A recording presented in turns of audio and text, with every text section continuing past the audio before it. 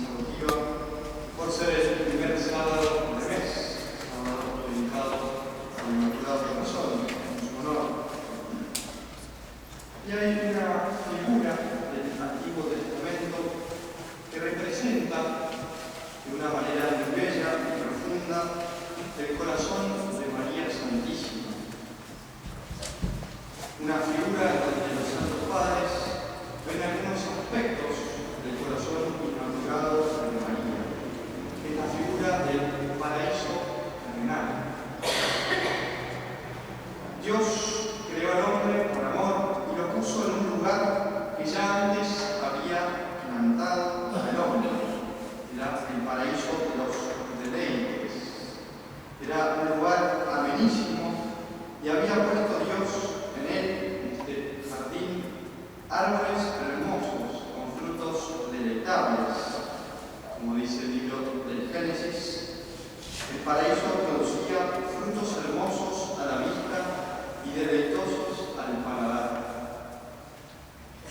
Y en medio de ese jardín estaba el árbol de la vida, es decir, ese árbol que debía comer el hombre para conservarse fuerte y conservar su misma vida, que no es el árbol de la ciencia, del bien y del mal, que no podían comer. Estaba en el medio de ese jardín el árbol de la vida. Y había también un río abundante y caudaloso, del cual salían otros 4 ríos encargados de fertilizar aquellas bellas tierras. En ese lugar tan ameno para los sentidos y feliz para el alma, venía Dios a veces a visitar y hablar con el hombre. Por eso en Génesis dice que Dios va a hablar con Adán, convirtiendo así esa tierra en un cielo por la misma presencia de Dios. Ese lugar, entonces, donde estuvieron un tiempo nuestros primeros padres, era una figura, dicen los santos padres. Las figuras son aquellas cosas que había, que sucedían para anunciar algo, una realidad, o una persona, o una cosa, pero que iba a anunciar algo futuro. Por ejemplo, el maná, esa comida milagrosa que Dios les enviaba a los judíos en el desierto para que se alimentasen. Ese maná era figura de la Eucaristía. Era una cosa que sucedió realmente, pero cuando llega a la realidad, la Iglesia enseña que es una figura de la Eucaristía. Y también ese paraíso terrenal era figura de algo. Es el corazón de María, ese paraíso de Dios, ese paraíso terrenal de Dios. Era suficiente que sea una obra de Dios, el paraíso, para que sea lo bueno y hermoso, porque todo lo que sale de Dios es bueno y hermoso. Pero si era tan solo una figura de algo, este paraíso, como una sombra de esa realidad, ¿qué podemos pensar de la misma realidad?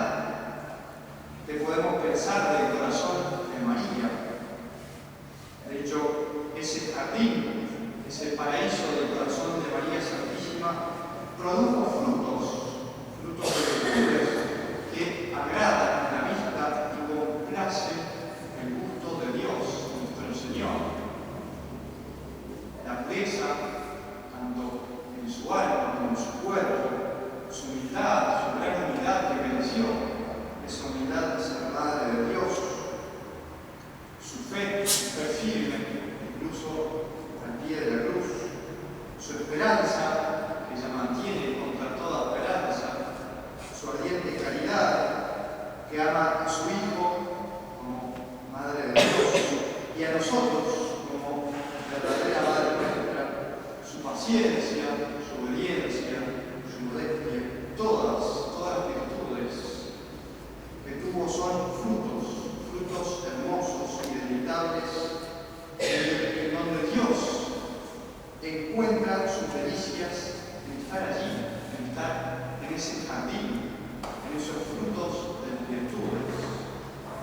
encontramos en la epístola, que justamente esas virtudes son los frutos deleitables, son un buen color de la virtud. Ese corazón inmaculado es ese jardín cerrado de Dios, que Dios se reserva para sí, un lugar para Él. Es el corazón inmaculado donde Dios encuentra pureza y virtud sin nada del pecado. Encuentra luz, reflejo del mismo, sin sombra ninguna. Y es a ese corazón